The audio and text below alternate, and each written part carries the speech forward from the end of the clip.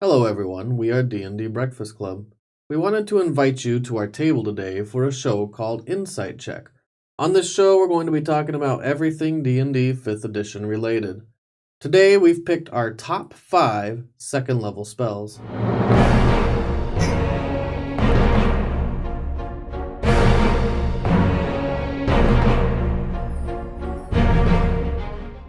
So I picked Misty Step. I like Misty Step because it's a low level spell that gives a lot of the casting classes a way to get out of trouble. That's one of the biggest problems when you're a caster. So, sorcerers and wizards, they always have a little bit of trouble getting away from enemies that like to close the distance and then beat on them with their mace or their swords or whatever they use to kill them quickly. And when they're up on you, they will start killing you quickly. It's a bonus action.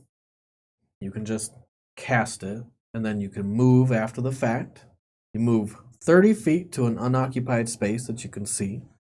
It helps when you're in more of a 3D environment where there's platforms, or, for example, the battle we had today where you guys are fighting in a library, and there's a walkway above you. You could teleport straight up to the walkway to get out of trouble, to get out of combat, and then you can fire your spells on them. You can move even further away, so if you move 30 feet, you're now 60 feet away from your enemy.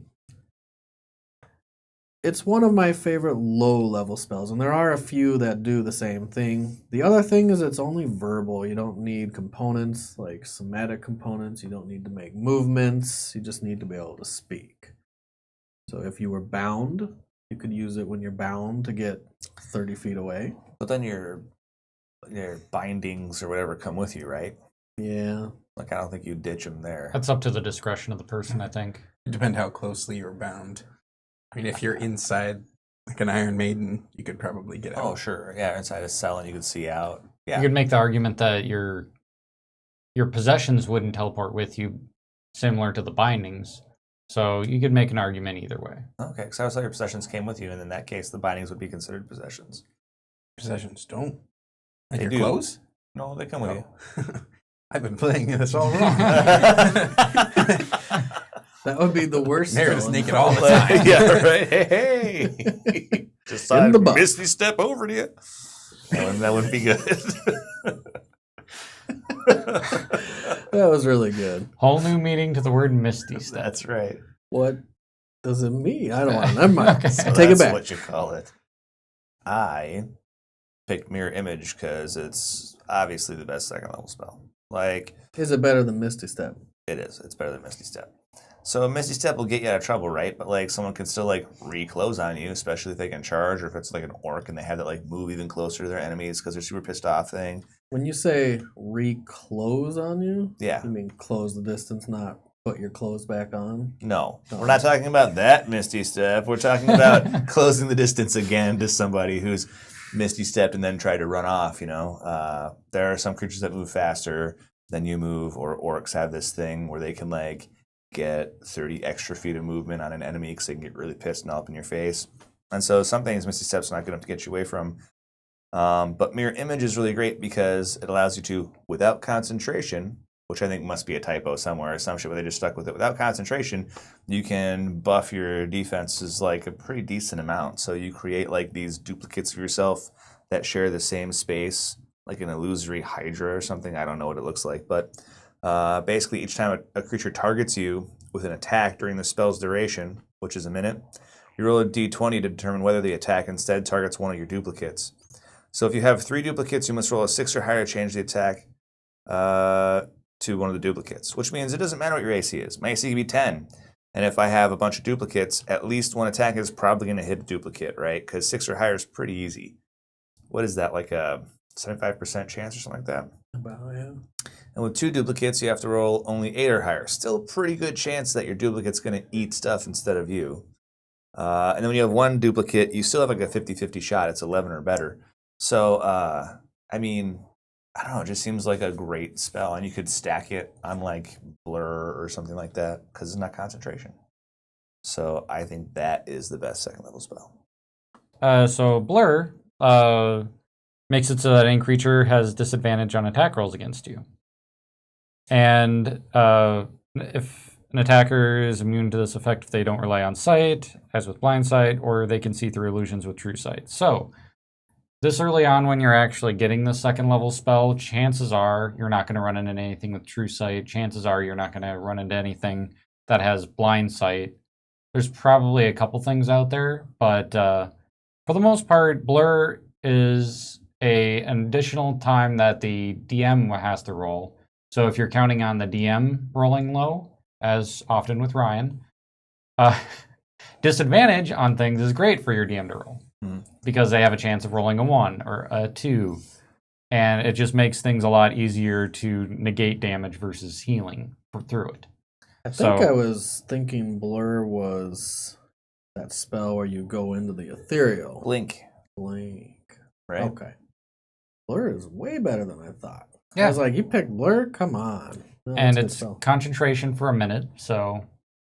And I mean, because you have a harder time to get hit, you're more likely to concentrate. It sucks when you cast a spell and you're like, I'm going to concentrate on this, and then they immediately hit you by like 17 damage and you roll a 2 on your concentration. Whoops. Then you lose it. But with Blur, at least, they have to roll twice. They might miss you then, and you don't even have to make the concentration check. I think we were talking about this. I don't think any of us have ever taken Blur. Nope. No.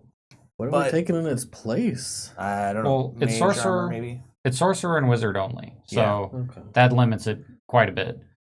I chose Alter Self because sometimes if you're going to take a spell slot, you have to have it do more than one thing, or you're just going to end up pigeonholing yourself.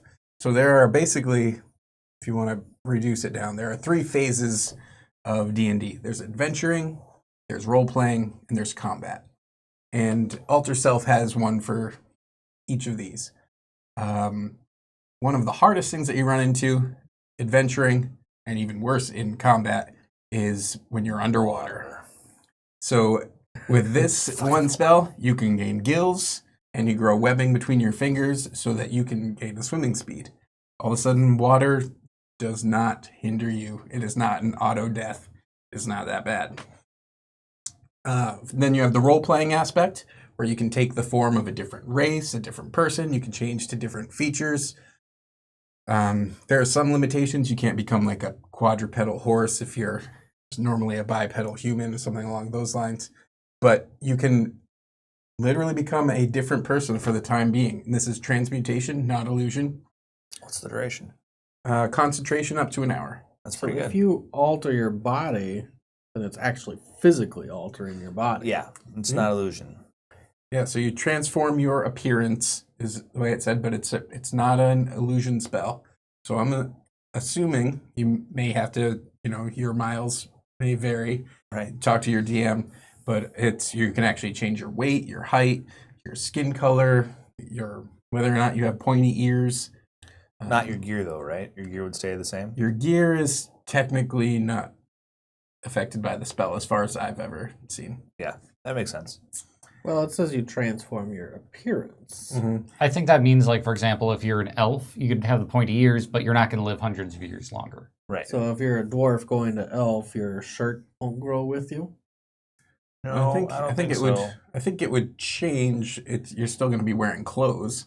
I don't know if it does grow with you, does it? I don't know. I don't know. There is a rule that says you can only, let's say, you can't appear as a creature of a different size category than you, Oh, okay. and your basic shape stays the same, such as being bipedal. So, I would personally rule that the clothes will modify to fit your body, but Sure. I wouldn't really. But you would Go much turn your beyond that. breeches into a dress. Yeah. Okay. I don't think many DMs would probably be like, and you're naked. Yeah, sure, but your clothes might fit like less well if you go from like dwarf to elf or something. Mhm. Like you Hulk out and they just. Or they're just like, "Ee," like fat guy in a little coat. You know what I mean? Rip in the back. Yeah, right. Which brings us to our last role play, or our last category, which is combat.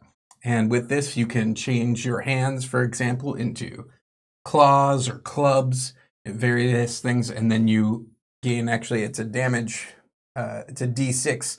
So whether it's bludgeoning, piercing, etc., will come down to what you change your hands into. So if you really need to have, if you're up against a bunch of zombies and you change your hands into great big old Hellboy fists, trademark.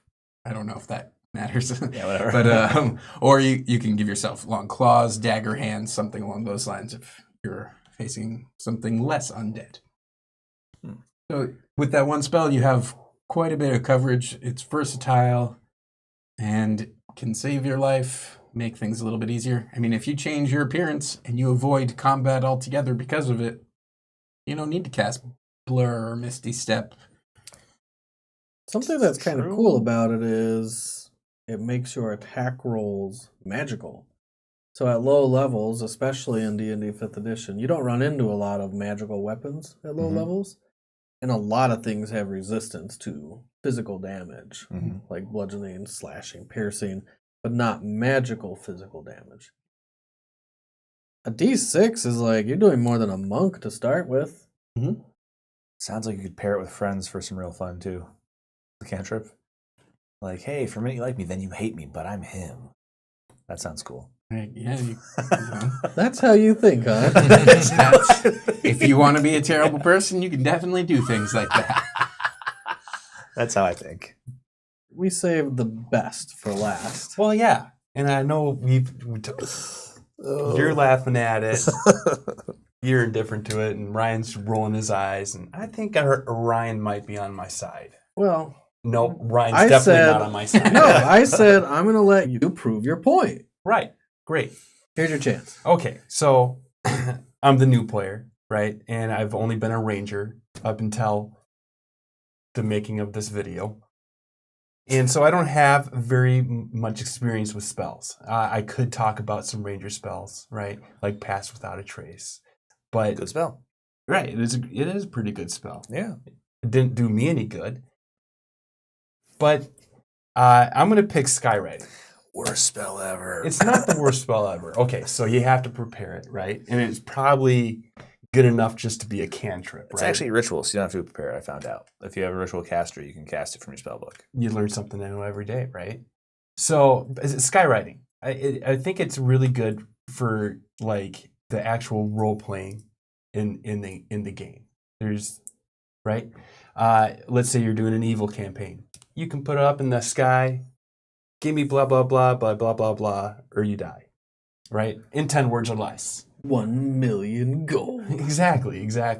Yeah, or Then the maybe laser. or maybe you need to sneak into a town or a place, and you're you cast Skywrite up there, and while your rogue easily sneaks into your city As a distraction. As a distraction. Oh, okay.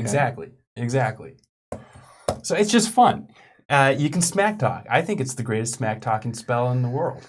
Because you can I let wish the whole town know. Yeah, I wish I had Skywrite real life. You could do a your mama joke. Exactly. In Alex 10 words or loves less. In those. In 10 words or less. Right. Your mama's so stupid, she loves something done. All right, so let's read the spell. You cause up to 10 words to form in a part of the sky you can see. They appear to be made of cloud and remain in place for the spell's duration, 1 hour. Mm. They dissipate when the spell ends, and a strong wind can disperse the clouds to end the spell early. All right, Matt. You got 2 uses of that spell. What more do you need? It's just fun. I did say there was a time you guys could have really used the spell when you were trying to communicate with someone from far distances. Exactly. Like, you're trying to tell Hank, hey, buddy, it's time. time to come over and it's safe. One time. So there's one time it would have been helpful. So, skywriting. This is our top 5 level 2 spell. I think we're going to put that at the bottom of the list. You're welcome, America There you go. and world. I will say it probably also would take a perception check to make sure that they're actually looking at the sky, unless you tell them beforehand too. Who's not looking at the sky? Can you clear away the area around I think that'd be the up to. cloudy letters? I don't Or know is if it you actually- have to be like higher than the cloud cover. Is it actually cloudy letters, or the writing appears in the sky? They appear to be made of cloud. So I think you could do it lower than the cloud cover Okay. and make them cloudy. How high do you think they have to be? Like the sky. If Could you you bring do them it- like 20 feet above people? Like You would- that's the sky. 5 feet off the ground. It's just fog. Right. Yeah. Could you do it right in front of a person? Then it would just be fog. Mhm. Huh. We'll have to rethink this a little more, and we'll get back to you for the level 3 spells. If you guys have any other submissions for like, best second level spell, go ahead and leave them in the comments. We would love to hear from you. Oh, don't forget to like and ring the little bell or some shit. I don't know. I really just want to know what you think about second level spells. I don't care if you like us to ring the bell.